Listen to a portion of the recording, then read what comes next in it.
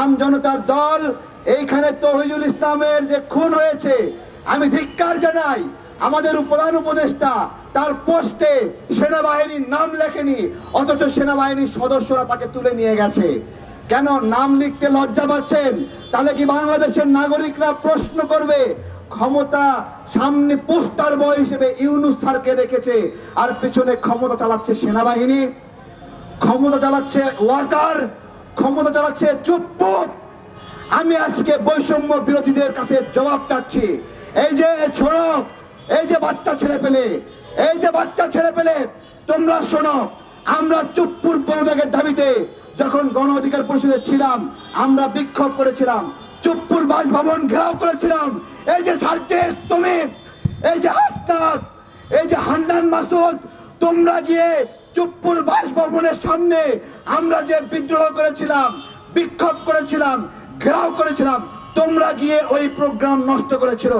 এই ছেলে, এই বেদব ছেলে, কত টাকা খেয়ে চুপ্পুর কাছ থেকে তোমরা ওই প্রোগ্রাম নষ্ট করেছিলে? তোমাদেরকে জবাব দিতে হবে।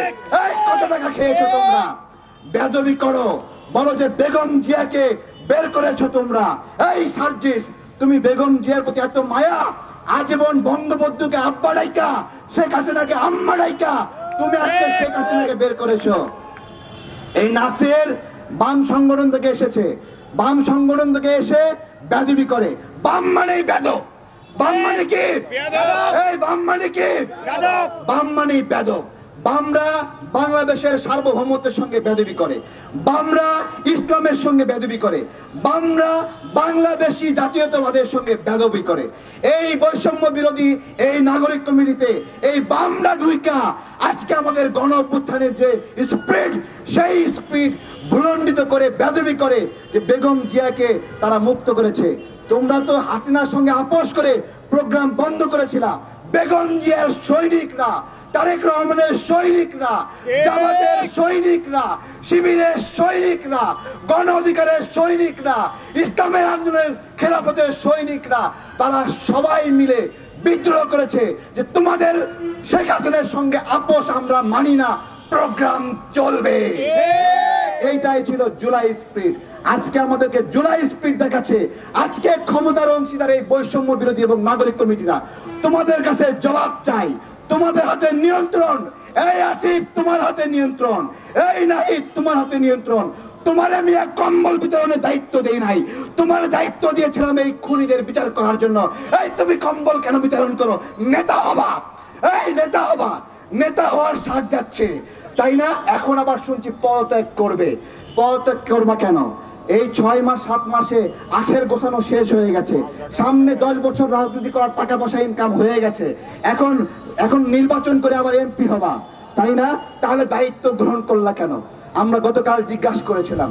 এই প্রশ্নগুলো আমরা ছাড় দেব না। 572 জনকে যারা জামিন দিয়েছে, আমরা তার তালিকা বের করব।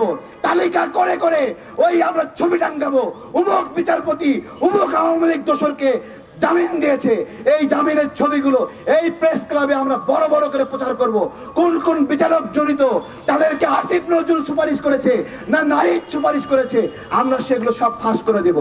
নাহিদ মাইনকা চিপাই পড়লেই তার পাছা খুইলে কালো পাছা দেখায়, কালো পাছা দেখায় আবেগ ছড়ায়, আবেগ ছড়ায়, আবেগ ছড়ায়।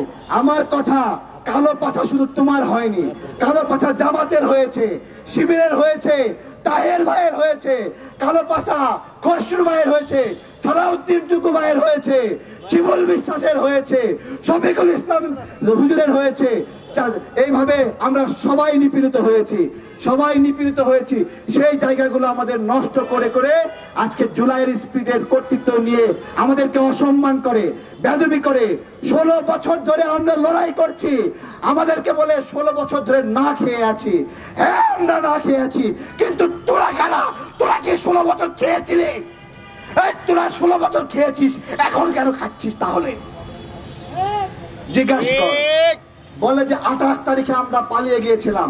আমি 28 তারিখে লড়াই করেছি, আহত হয়েছি, মাটিতে লুটিয়ে পড়েছি। আমার 28 তারিখের লড়াই নিয়ে কটাক্ষ করিস তোরা। তুই 28 তারিখে কি করেছিলিস? তুই 28 তারিখে আওয়ামী লীগ ছিলি, তুই 28 তারিখে ছাত্রলীগ ছিলি, তুই 28 তারিখে দালাল ছিলি, আওয়ামী লীগের দোসর ছিলি, হাসিনার দোসর ছিলি। তাই 28 তারিখে আমরা যে লড়াই করেছিলাম সেই লড়াই নিয়ে তোরা কটূক্তি করিস। কষ্ট আসে ভাইয়েরা এগুলো নিয়ে।